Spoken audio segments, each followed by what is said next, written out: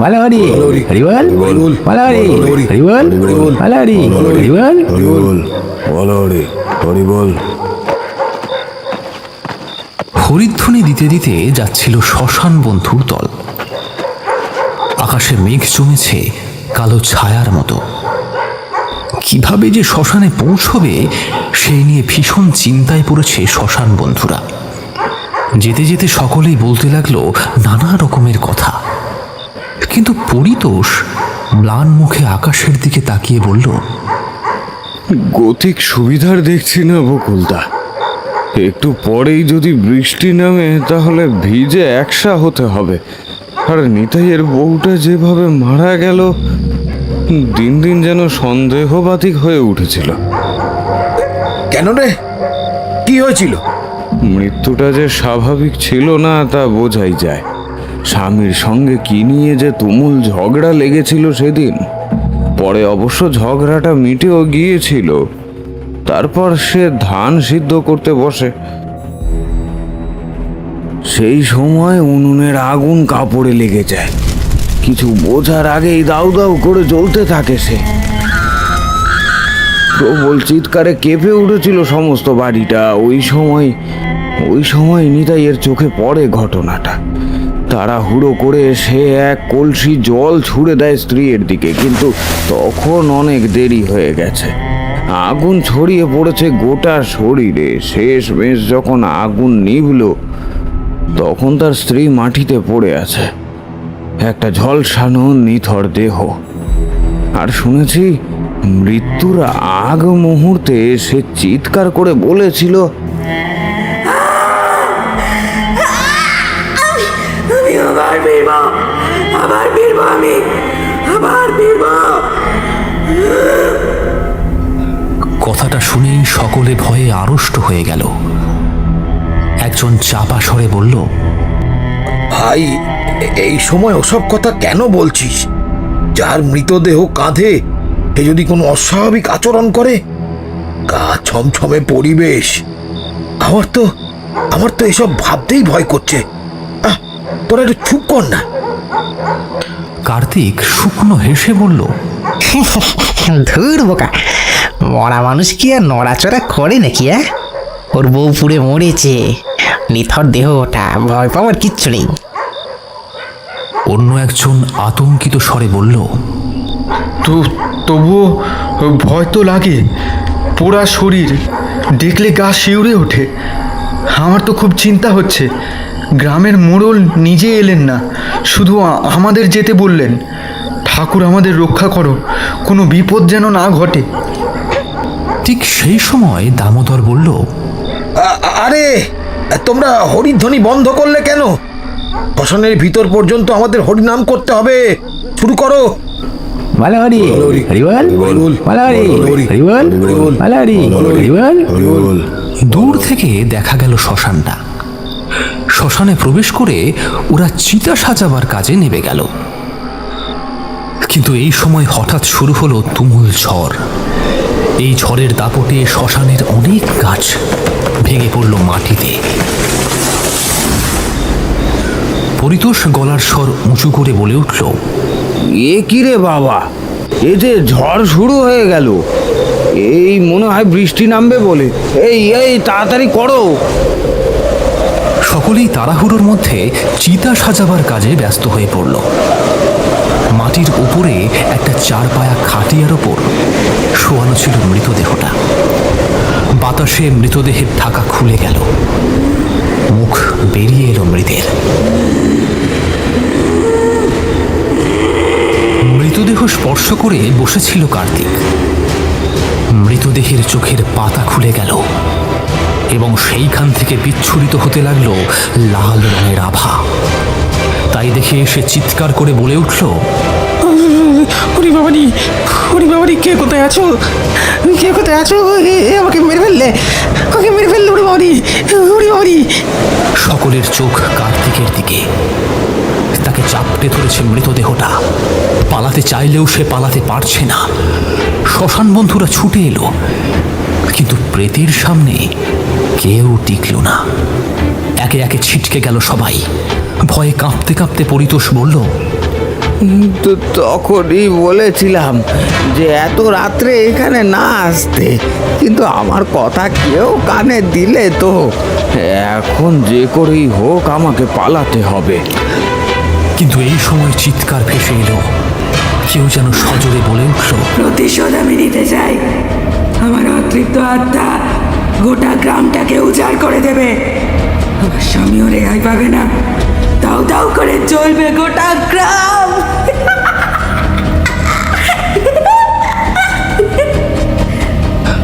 কথাটা বলেই সে অদৃশ্য হয়ে গেল। পরিতোষ দৌড়ে প্রায় শ্মশান থেকে বেরোবার পথের দিকে চলে এসেছিল, কিন্তু ঠিক সেই সময় সে অনুভব করলো কেউ যেন তার পাটা চেপে ধরেছে। সে পারল না বেশি দূরে এগোতে। তার আগেই সে শ্মশানের মাটির নিচে ঢুকে গেল, আর শ্মশানে ছড়িয়ে পড়ল একটা আর্তনাদের ধ্বনি।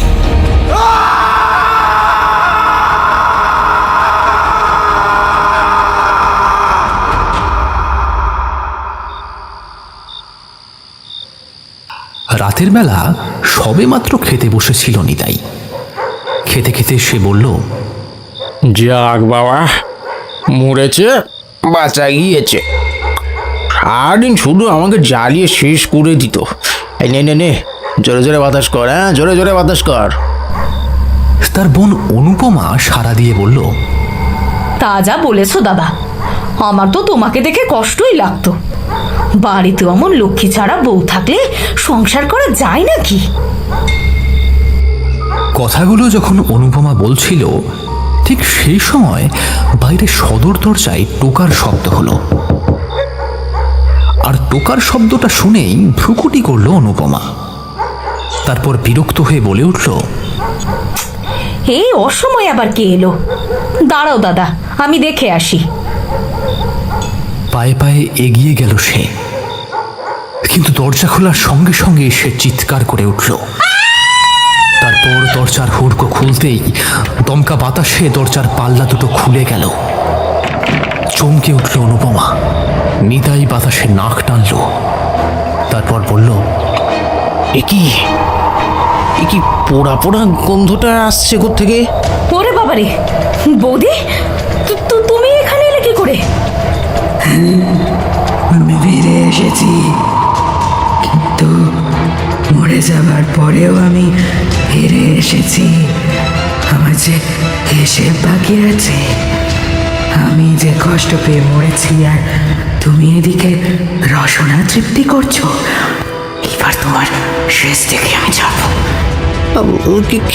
কিন্তু কিন্তু তুমি তো মরে গিয়েছিলে, তাই না? আমি মরে গিয়েছিলাম, কিন্তু তবু ফিরে এসেছি। এইবার তোদের পালা, তোদের আমি আজকেই শেষ করে দেব। কথাটা বলেই নিতাইয়ের স্ত্রী তাদের পালাবার পথ দিল না। সামনে দাঁড়িয়ে থাকা তার বোন অনুপমার দিকে দুটো হাত বাড়িয়ে দিল। অনুপমা কষ্ট পেয়ে বলে উঠল, দাদা দাদা, আমাকে বাঁচাও। আমার আমার যে কষ্ট হচ্ছে, আমাকে আমাকে উদ্ধার করো। এই এই ও ছেড়ে দাও, ওকে ছেড়ে দাও বলছি অনুপমাকে। তুমি কি চাও? হ্যাঁ কি চাও? তোমাদের রক্ত চাই, এই গ্রামের বিনাশ চাই। কেউ তোমরা আমাকে প্রতিহত করতে পারবে না। এই বাড়িতে আমি আগুন লাগিয়ে দেব। আগুন। অনুপমার গলা চেপে ধরা অবস্থাতেই মূর্তির চোখ দিয়ে বেরিয়ে এলো তীব্র দ্যুতি। এই দ্যুতি গিয়ে লাগলো খড়ের চালে। দাউ দাউ করে জ্বলে উঠল পুরো বাড়িটা। নিতাই হতভম্ব হয়ে বলে উঠল, ছেড়ে দাও, আমি তোমার কাছে ক্ষমা চাইছি। আমি ক্ষমা চাইছি। আমি কিচ্ছু করিনি। ওই তো দরজা খোলা আছে, আমি ওই দরজা দিয়েই বেরিয়ে যাই। প্রাণ রক্ষা করি আগে নিজের। আমি পালাই। দাদা, তুই আমাকে এখানে এইভাবে ফেলে যাস না। তোরা কিছুতেই আমার হাত থেকে পালাতে পারবি না। তোকেও আমি জীবন্ত পুড়িয়ে মারবো। দেখ দেখ কেমন লাগে। আমার যেরকম কষ্ট হয়েছিল, সেই কষ্টই তোকে ফিরিয়ে দিতে এসেছি আমি। নিতাই দৌড়ে ওই খোলা দরজার দিকে এগিয়ে যায়, কিন্তু ওই সময়ই দরজাটা তীব্র শব্দে বন্ধ হয়ে গেল। নিতাই দুই হাতে দরজাটা ধাক্কাতে ধাক্কাতে বলে, খুলে দাও দরজা, দরজা খুলে দাও, আমাকে এখান থেকে বেরোতে দাও। কে কোথায় আছো? আমাদের এখান থেকে নিয়ে চলো। কেমন রাক্ষসী বইয়ের খপ্পরে পড়েছি তো বাবা। হেসে উঠল নিতাইয়ের বউ। তারপর বলল, যতই গলা ফাটিয়ে চিৎকার কর না কেন, এখান থেকে তোকে নিয়ে যেতে কেউ আসবে না। তুই আর তোর এই বোন সকলকেই এই আগুন গ্রাস করবে।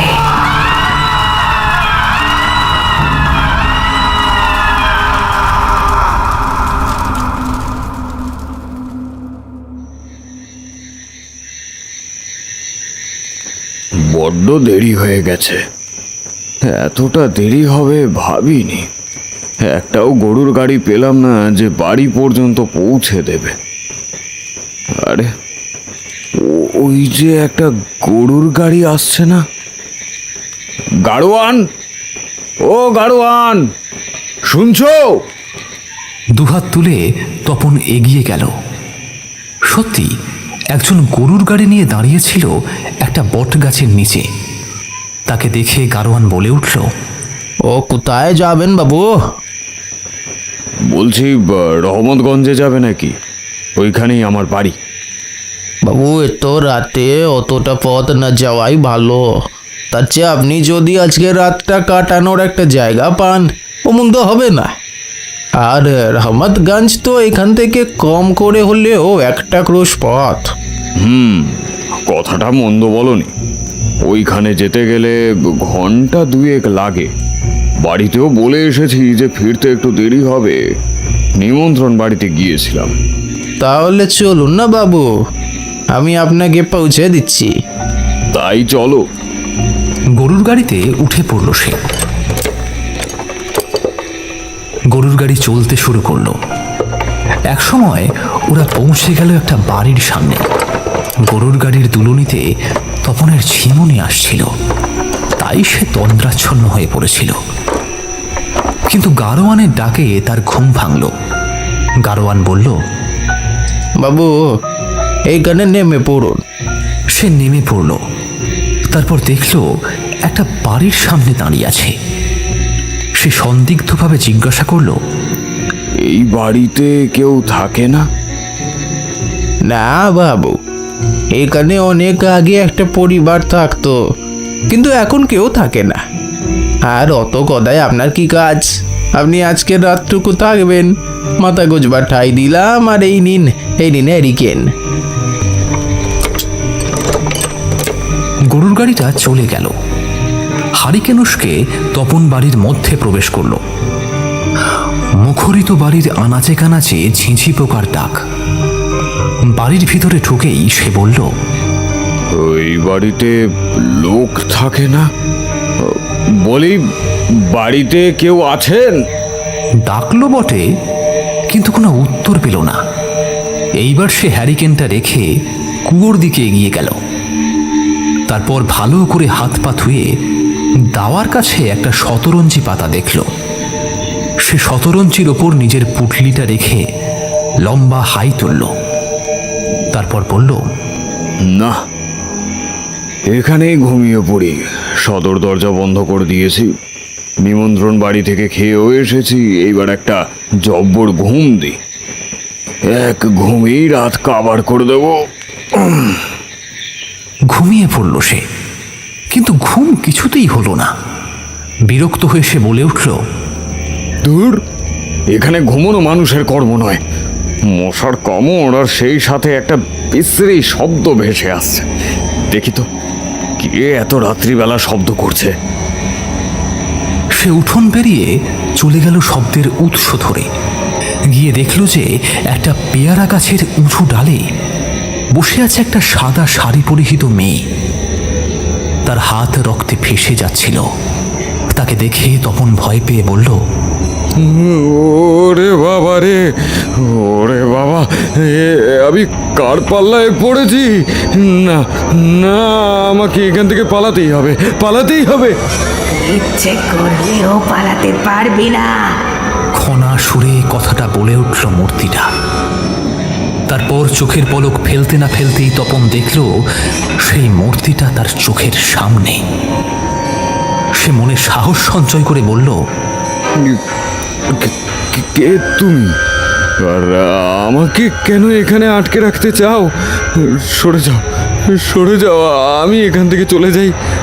আমাকে মেরো না। তোকে না মারলে যে আমার একাকিত্ব খুঁজবে না, তোকে যে আজকে আমার হাতে মরতেই হবে।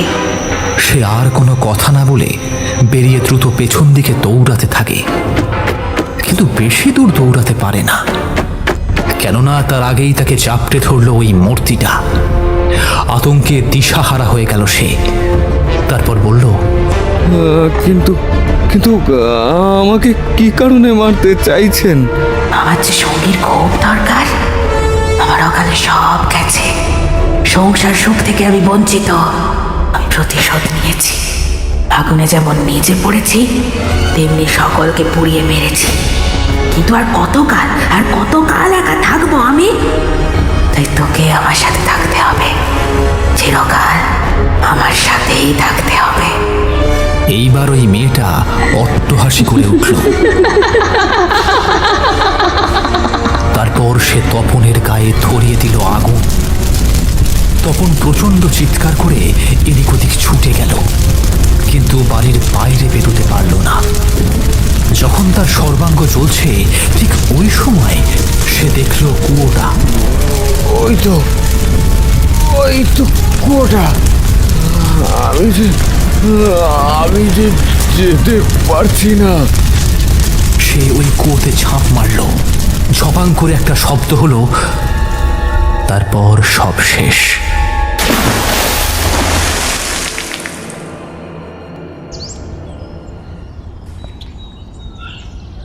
পরদিন সকালে পুকুরের মাছ ধরতে যাচ্ছিলেন বৃদ্ধ হারাধন খুড়ো।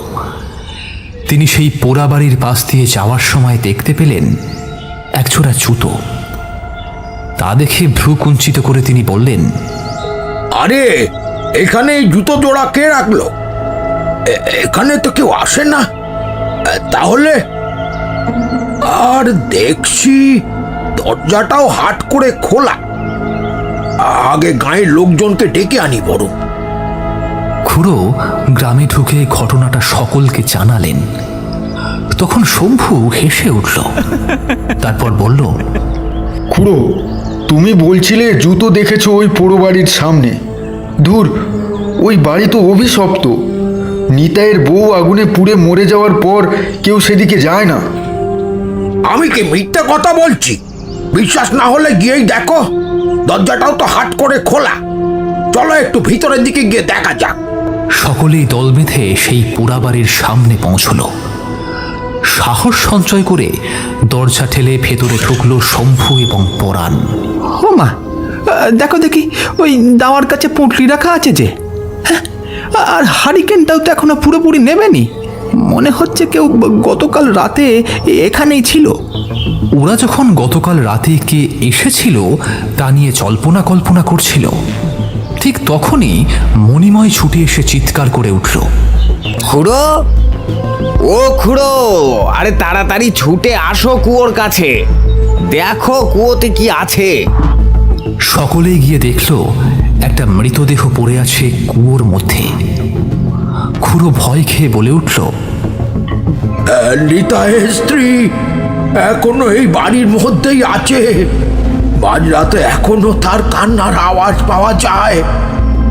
খুব সম্ভবত এই ছেলেটা ভিন গ্রামের ছেলে, নিতাইয়ের স্ত্রীর কবলে পড়েছিল।